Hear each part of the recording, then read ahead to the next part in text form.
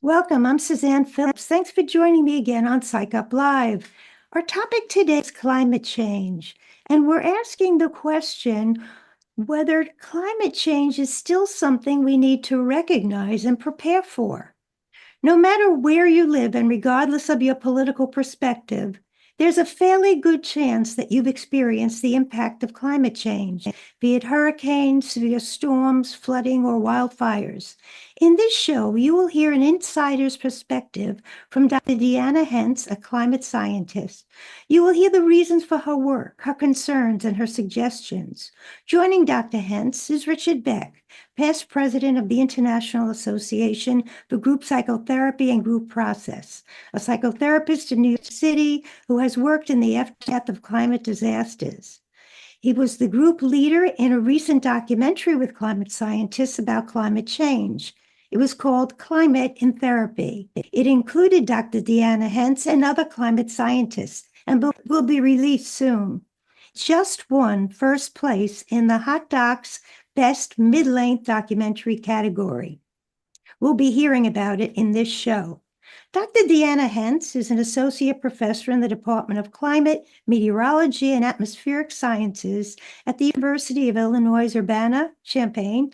She holds a BS in Atmospheric, Oceanic, and Space Science from the University of Michigan and an MS and PhD in Atmospheric Science from the University of Washington. Richard Beck is the past president of the International Association for Group Psychotherapy and Group Process. He has experience in trauma and responding in the aftermath of climate events. He is a psychotherapist in New York City with faculty appointments both at Columbia and Cornell universities. Dr. Deana Hence and Richard Beck, it is my pleasure to welcome you both to Psych Up Live. Hi, Suzanne. Thanks for having us. Okay. Well, let's start with you, Dr. Hence. Most of us have read about climate scientists, but very few of us have met them. So let's start out with the question, what is a climate scientist? Well, it's actually a pretty broad definition. These are basically anyone that is studying elements of the Earth system.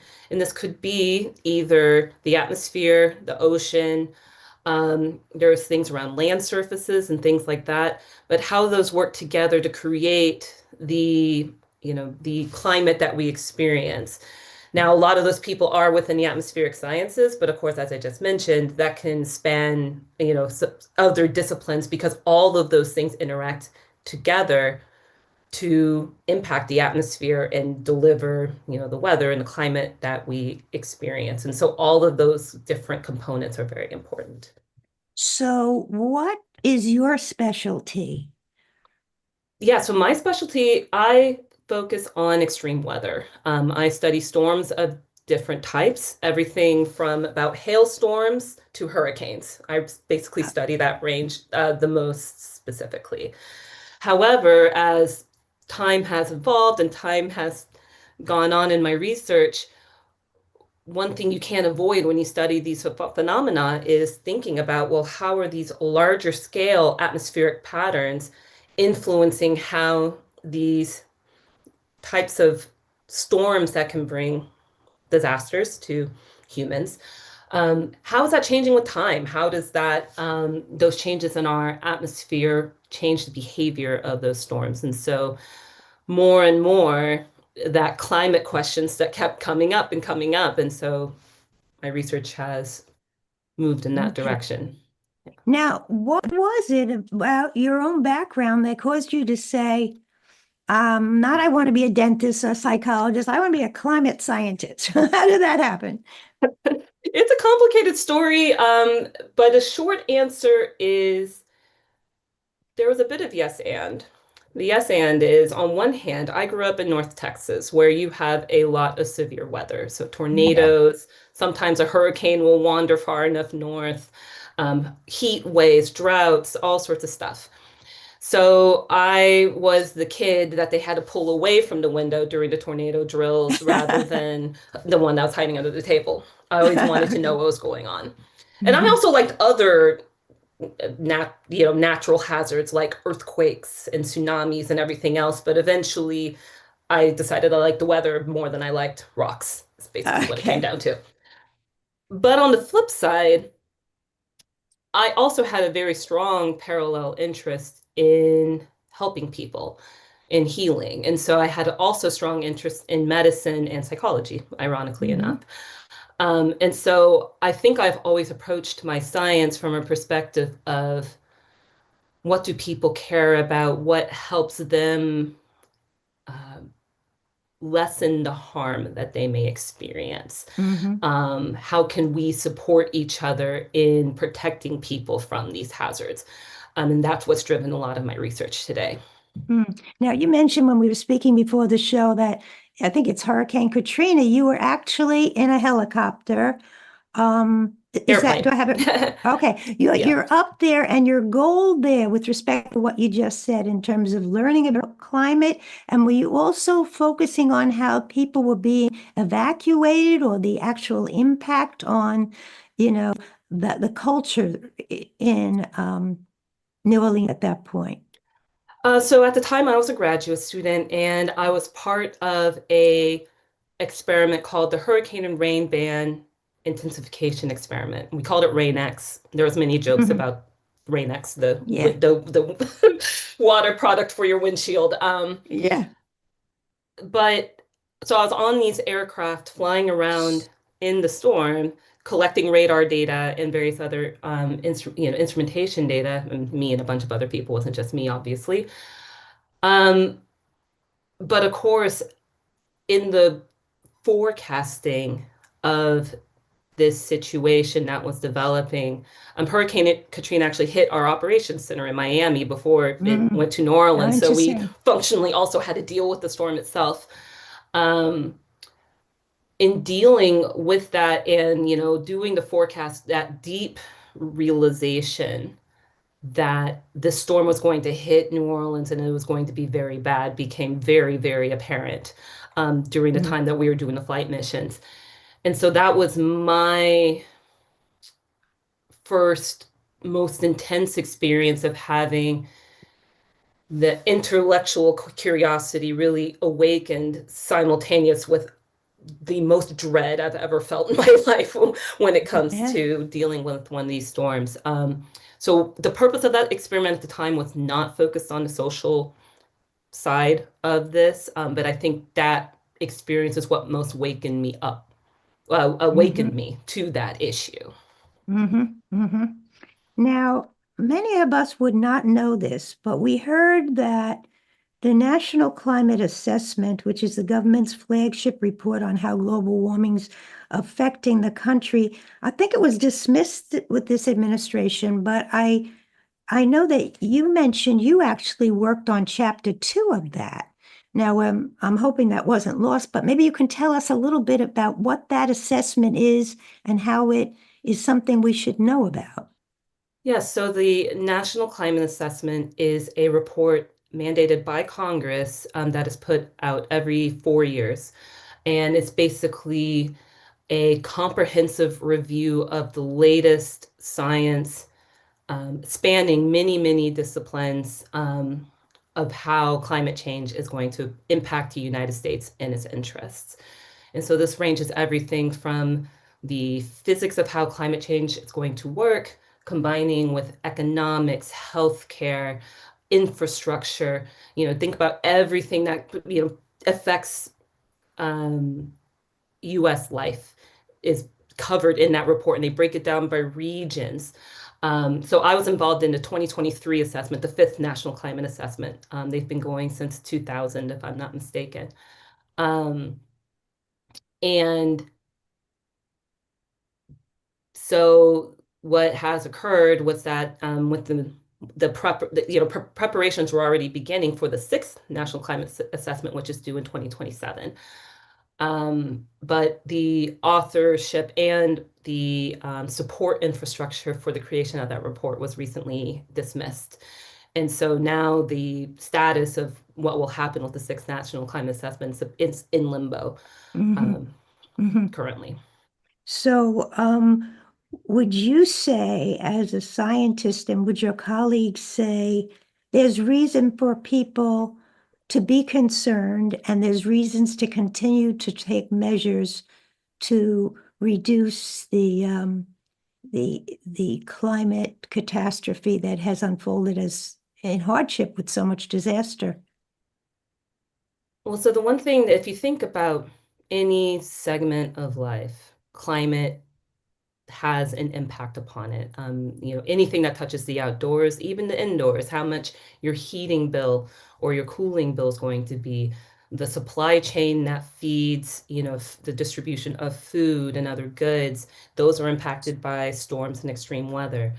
Um, you know, Healthcare, it's the system having to Yep. deal with different types of extremes. And so the reality is that those impacts are building with time. And one thing that the National Climate Assessment was really good at was highlighting all those different components. The science itself about what's going on with climate change has been saying a pretty consistent message for over 20 years. But the details about, well, how's this going to affect this part of life or that part of life, that's what's been really building.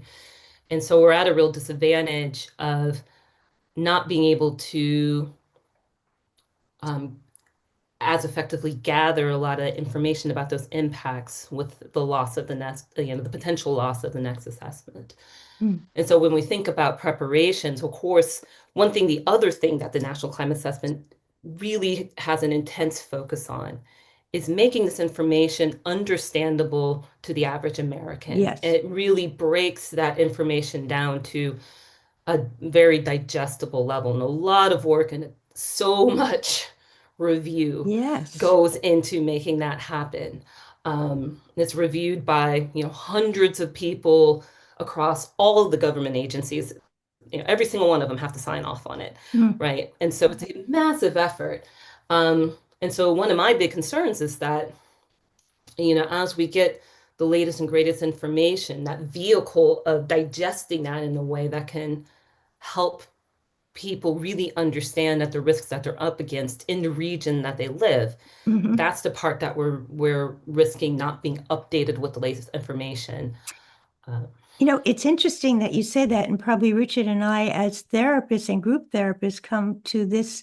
Some people do not believe in the climate change problem, because they cannot make sense of what this really means. They feel, I'm not going to worry about what happens 500 years from now. I'm not worried about what's happening in Indonesia. I have enough worries of my own. And now, what's interesting is, Richard, I would ask you this question since you dealt with so many international group therapists. Do you think it's a, a one shot, one and go, that when someone has lived through um, a earthquake, a flooding that destroys towns, natural disaster we saw in China, we've responded to so many different places in Italy. Do you think psychologically it makes them more attuned to climate change? And the next step is, often I could be attuned, but I wouldn't even know what to do to make it better or to reduce the impact of climate change. Um, what was your sense dealing with so many international people? It wasn't. Hi, Sue. Hi, Deanna. It's great to see you both again. It wasn't just international. I mean, we responded to Katrina when I was with the American Group Association, and we had my colleague Tom Stone and I presented in Baton Rouge right after Katrina. It was going to be a workshop on ethics, but we made it into like disaster and trauma after Katrina happened. And like you said, people were really sensitized to it. I mean, the friend of the police chief was in a small group of mine, and the police chief committed suicide in New Orleans because he felt he couldn't protect the people after Katrina happened. This is Mm, on the ground. mm, And internationally, even before I was president, I headed up, well, you and I co-chaired community outreach for AGPA. yep. And I did that on the international level, Task Force for Trauma and Disaster Management. And we responded to earthquakes and tornadoes and fires around the world. Mhm. and it really sensitized people to the issue of climate because it profoundly affected people's lives after earthquakes like in Turkey or fires. But the bigger question that you're asking is for the average person, what can we do? Mm. And that's really an important question because everyone can do a little something, I Mhm. think. Well, one of the things that makes people who do worry about climate change concerned is when new administrations come in and um, decide they're not going to weigh in favor of reparations or protections for climate change. Instead, they're going to go forward with coal. They're going to go forward with things or situations that may exacerbate the situation. Now, I don't know if this is so, Deanna, but I read that despite that, there are many businesses, politicians, etc., who have come together with the plan of continuing to address and try to reduce the impact of climate change. Can you speak to that a little bit? Sure, yeah. I mean, I think that's one of the really interesting things about the current situation is that many people on the local level, state level, businesses um, recognize very strongly they have massive exposure to climate related risk. And so there's a lot of interest to, still in trying to get a handle on, managing or mitigating that risk. Now, the language that they may use to describe that may vary. They may focus on things like resilience or some other term rather than saying climate change. But that realization that environmental hazards are very much a thing that they have to deal with, that continues despite some of the, kind of top level political movements that are happening. And so I think it's going to be there that a lot of the innovation in how to deal with this situation, both in the United States and abroad, um, is going to be where a lot of this really, really happens. Okay, so if we can't get it to happen in one place, we will get it to happen in other places. But that being said, it made me wonder, and now we're going to go to the documentary. Did you have the feeling, as one of the members of the group, and I'm asking you, Richard, as the leader, that climate scientists have taken a hit? That when you want to do for others and when you want to prevent death and you want to prevent disaster and someone dismisses it or it's not looked at favorably or as important, then you suffer sort of a moral injury. We have seen that in terms of responding to a shooting when there's absolutely no intention to do anything about guns being brought into a college setting, or now recently, thankfully, in New York, kids will not be able to have cell phones in the classroom in terms of bullying, etc. So I wondered if there was a sense when the climate scientists gathered for this group of a kind of despair, or is that just my thought and it's quite different? Do you want to start, Richard? I didn't experience despair. It was a fascinating process to allow the esteemed, distinguished, and really brilliant scientists get together and share with one another what it's like to be in the know of so much they know and how that affects them. Um, I can't speak for Deanna, but I didn't hear despair per se. I did hear, well, some people are just disagreeing with basic science. Okay. These are basic scientific principles, it's nothing controversial, which people are disagreeing with, and how difficult it is for certain scientists to be able to digest that. But we gave everyone the space to just be themselves and let it unfold, trusting the process.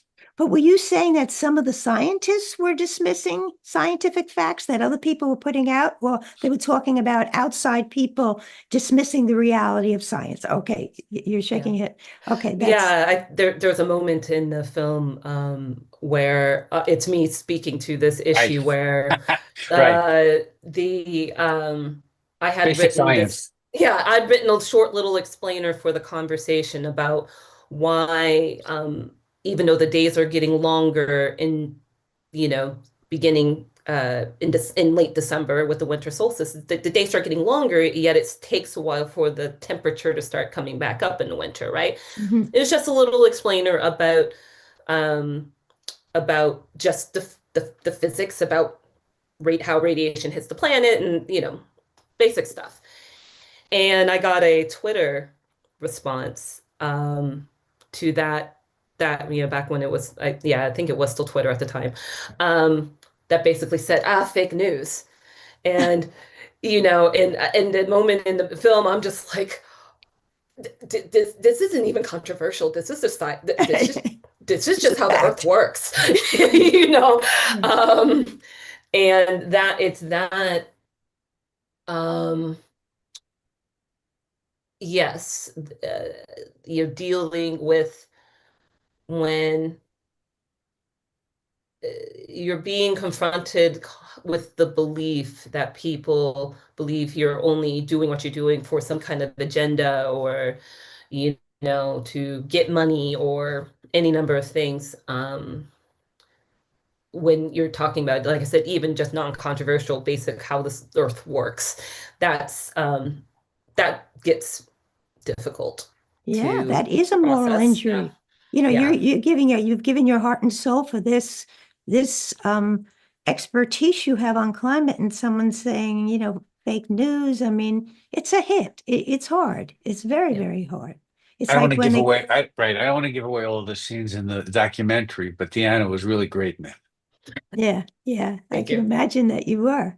I could imagine that you were. Mhm. So were either of you surprised at the mood and the optimism or the lack of it? Like you didn't know all of these scientists, is that right? No, I did Okay. not. So did you come away like, wow, we're all coming from the same place, or, oh my goodness, we are coming from very different places? I think for me, I heard a lot of similarities in what we're experiencing. And there's also a lot of really interesting variation in how that expressed itself. You know, some went more for sadness, some went more for anger, some went for, I probably put myself in this category, sometimes almost slightly just, I'm going to hold on to hope for nothing, for lack of better things to do. Um, you know, Yeah. it just seeing how that um, expressed in different ways, I think was honestly, very useful, because it's given me a lot of insight now as to also how to think about how my other colleagues within the discipline are also, dealing with the same things. Well, I'll say this to Richard. I don't know if Richard, you think this way, but in terms of us being group therapists forever, when a group is very different in terms of expressing things, and someone like you says, I'm going to hold on to hope. No, it could be that no one will say, that's ridiculous, or, oh, you make me feel hope. But it doesn't mean they're not feeling hope because you said it. That's the sort of the invisible power of group, that they may not come out and say, well, thank God someone has hope here, but they may be thinking that. Well, And Go ahead. If I might say, I don't want to give a spoiler alert, but towards the end, one of the more reserved scientists came away with a sense of hope. And he expressed it very eloquently towards the end. And also, this was a real trauma group in that the director put the group together. I didn't select the scientists. Nathan Grossman, Cecilia Nesson, Malin Olofsson, the Swedish film crew, they put the group together. They selected all of the scientists. They just invited me to facilitate the process. Mhm. Well, do you think all or most would agree that maybe, and I'm not sure how this could happen, you know how like we are drummed in by TV commercials on high blood pressure, take this, have this, take this, have this. I don't know how much information, and I know that's something you're working on, Deanna. Like they say when the list of why people don't believe in climate change, one of them is they don't understand it. And they don't understand the translation from them recycling to climate change. Did they just that gap they do not get. They do not get that. And so there's a mystery about this. And when there's a mystery about something, it's easier to negate. The other piece is unless it affects me, like if I lost my house in the California fires in LA, then I'm very clearly knowing. And the Katrina people, they're very clearly knowing. But even that at times, you'll people will say it's a 1 in a million. I'm moving back. So it's a very interesting thing. It's the same thing, I guess, with good eating or drinking or smoking cigarettes. How long did it take before people got to really believe this is really dangerous, even though we all love doing it? So it seems to me the resistance associated with climate change may have to do with really not understanding it or having some problem believing it because it's A, too scary, and B, I don't know if I should rebuild, in New Orleans. I don't know if I should. The question came up with some of our colleagues who are working, should I dare to go back and rebuild in LA? Or am I good enough with a storm cellar in some of the areas that have the tornadoes? I want to live there, and that's what I'm going to do. So, do you think that the climate scientists are taking into account, as you are, how do we reach the psychology behind it, or how do we reach the personal understanding that could foster decision making? That is a lot of complexity Yeah, to try to yeah. peel apart. I think, I'm gonna just yeah, stop you before you go to it yeah. because we're gonna take a break and then let's come right back to that. You've been listening to Psych Up Live. We're here talking about climate change. We're fortunate to have with us a climate scientist, Dr. Deana Hence, and a group therapist, Richard Beck, who just led a group of climate scientists in a well-received documentary, just won first place. Stay with us. We'll be right back.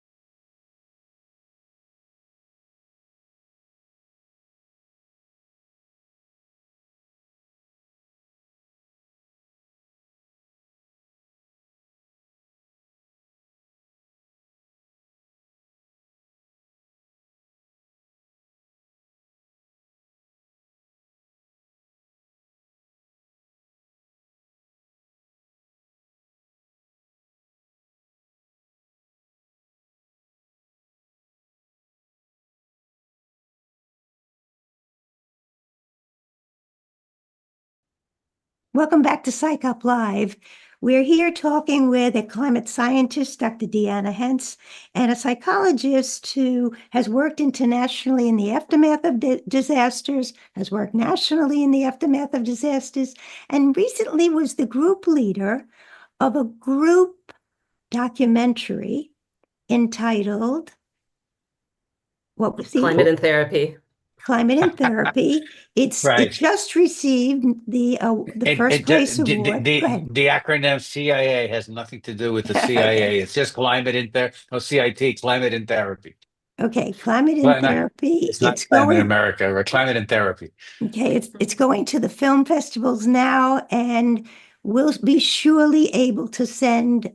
It'll be on my website, and we'll be sending it out when it does come and is available to be seen in the States. But we have the opportunity to have an inside conversation with Dr. Deana Hence and Richard Beck, both of whom are part of that documentary.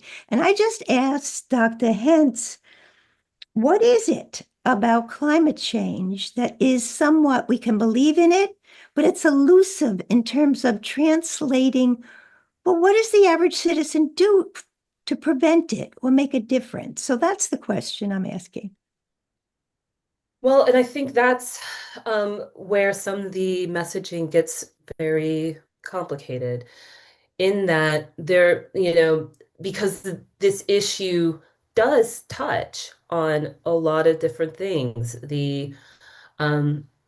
Yes, the ways of our lifestyle around consumption, driving, how we're changing what we put on land, like how changing land from forest to cropland or croplands to housing or whatever, all those kind of decisions that we're making on a societal level, and we as individuals participate in that, but also how much individual agency we have in those decisions is also kind of variable.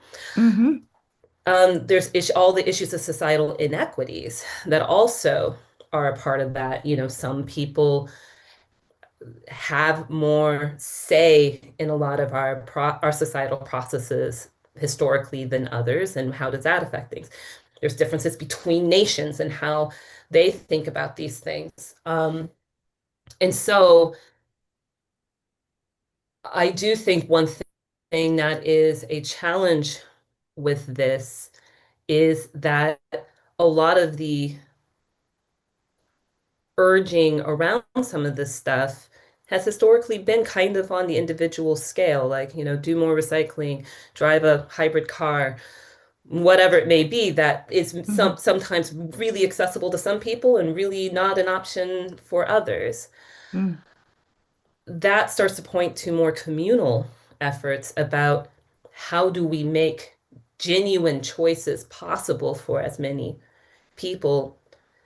And some societies are more receptive to those more communal efforts than others. I can give you an yeah. example.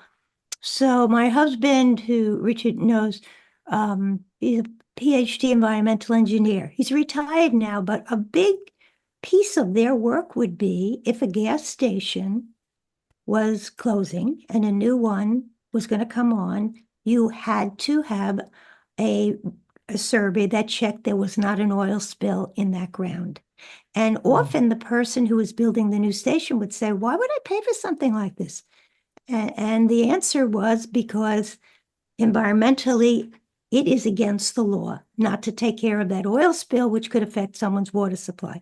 And so when we build it into law and it becomes real, now many of those people owning the station or building it were like, oh, whoa, there wasn't something they would have even thought about. So, there are groups that are trying to translate this, into what happens in the everyday life of people. But you say, well, it's not an easy translation. Now, I want to go back to the documentary for a minute, because the one thing that you did hint at, Richard, as the leader, was that there was quite a bit of silence. Yes, And there was. okay, so Deana, now as a group leader, Richard's the best. He can sit with silence for hours. Not all of us can do this. But what do you think the silence said? That is a very good question. Um, I think it really depends on the moment that you're talking about in the film. I think sometimes it was uh, that shared experience of grief or pain that someone was expressing.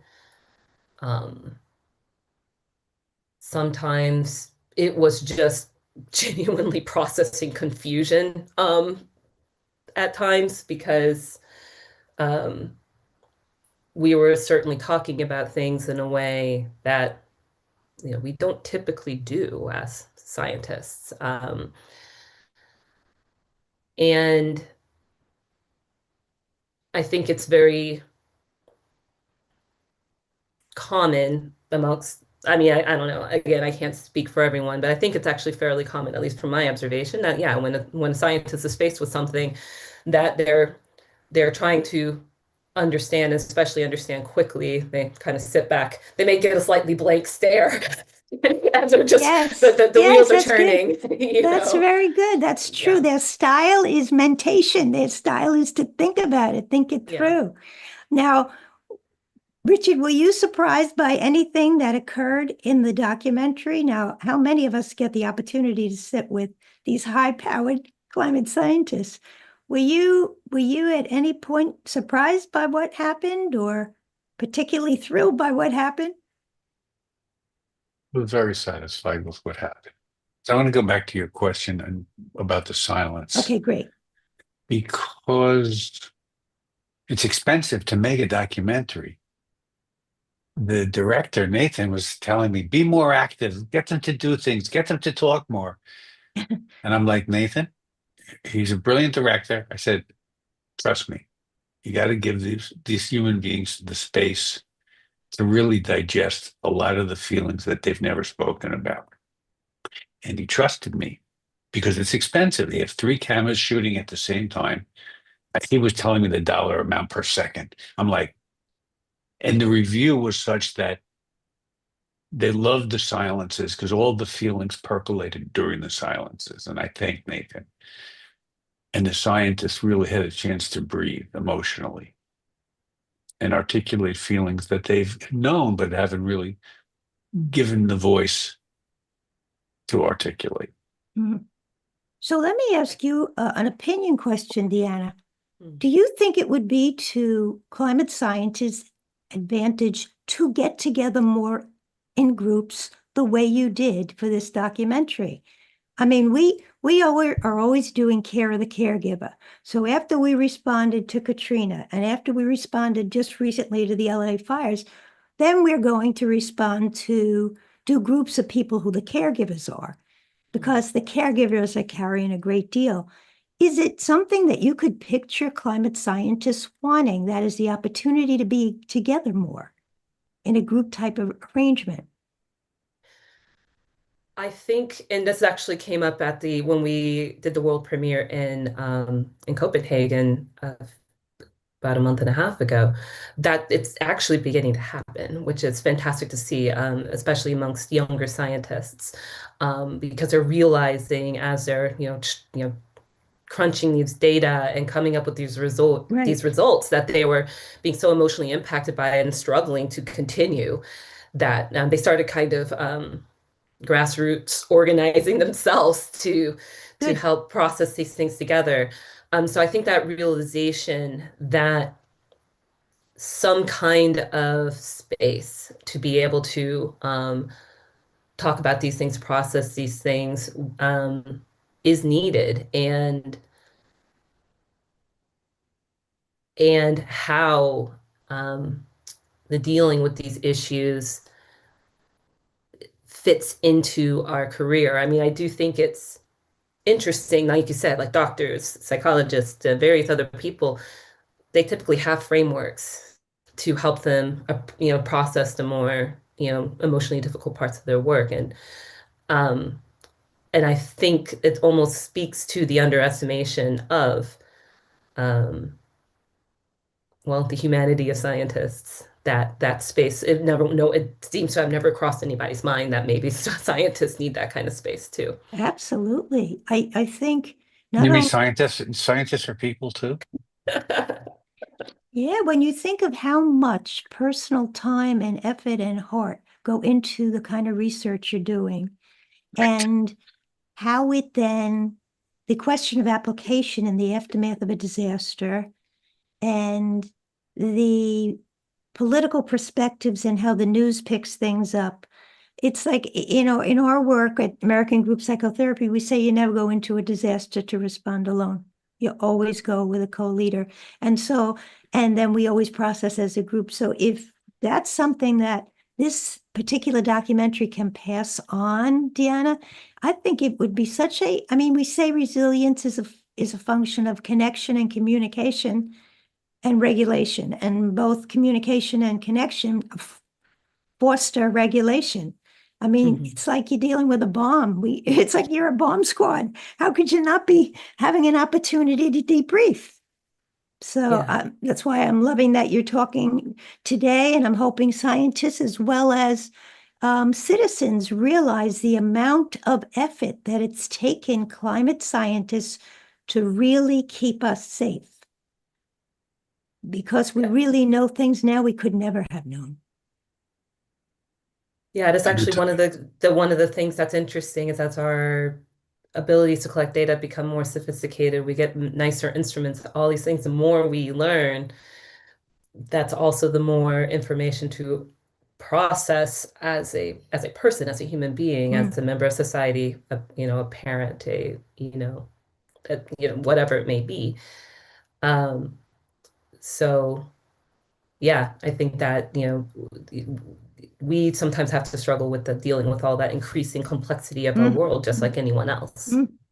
Well, you said at the very beginning of the show that you were thinking as medicine, psychology. It turns out, being a climate scientist, you definitely impact people psychologically and physically, because climate disasters and the reverse of it, climate care, save people's lives and Mhm. or their ability to be happy and to feel safe. You got both of those pieces covered. Well, it's funny that there's something about my particular generation of weather professionals.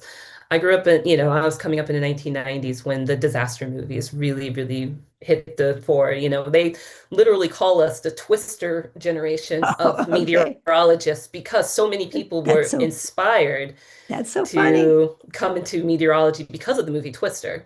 Um, but one thing that's interesting for me and specifically is that I actually usually like the emergency manager or the person that was helping pull together the care, the scientists, the first responders, Okay. all that kind of stuff to then try to help people the most. That was always the part that was most appealing to me. And Oh, so I think okay. that that's a perspective that a lot of us scientists are coming into this with is that we're there for the curiosity, yes, but so many of us are there to help people. that's Mm. what that's what we're committed to.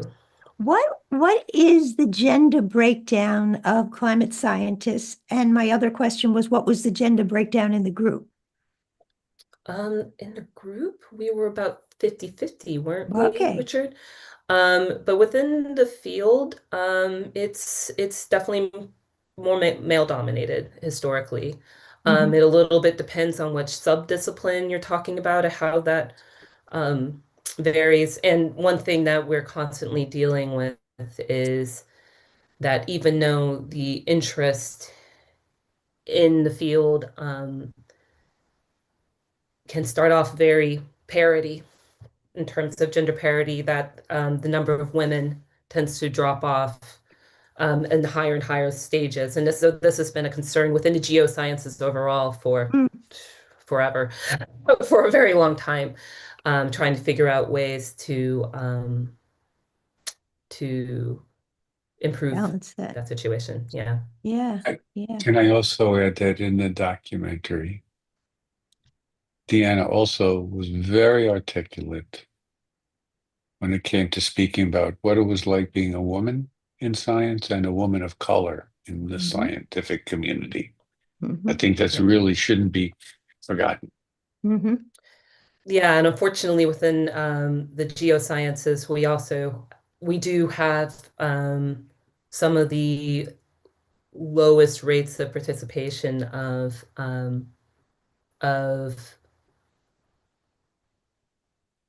what we consider, underrepresented scholars. So these would be within the United States, typically your, Black, Latino, and Native American, Pacific Islander scholars.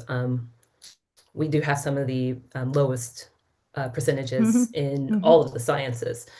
And so that's been another interesting, but Important. and, Yeah. and very important. And so it's one of those kind of things that when we think about issues around the disparities in how these impacts are felt, that is one thing. I mean, just, of course, climate change impacts everyone. And, you know, my colleague, Catherine Hayhoe, she refers to this as climate weirding, is that the climate may get warmer here, colder there, more storms here, more droughts there. It's just everything's getting weird. Um, and how that's felt and how deeply that may injure someone may vary, but it's very disconcerting and disruptive to everyone. Yeah. Um, but it can't be ignored that some communities are being hurt. Good. Mm, Um, and so having those voices more represented in, good. Yeah. Yeah. It makes a lot of sense. yeah, We're almost out of time. I want to give each of you a chance to just give a take-home message to our listeners who are national and international. Um, believe in climate change or don't. We don't know, but we're hoping. So go ahead, Deanna. What would your take-home message be? my take home message is that one theme that came out of the movie was the usefulness of different feelings, hope, anger, etc. But I just thought recently that the biggest thing that I'm centered on is purpose. Mm, Generally speaking, I think many of us have some sense of purpose towards making the world a better place for yourself, for your family, for maybe the other people around you, maybe bigger than that.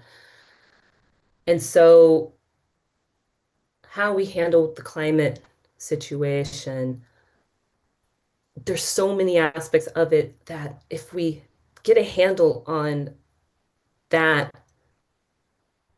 that goes a long way to just making the planet a better place to be for all of us, not just environmentally, I'm also saying socially, economically, mm, all these things.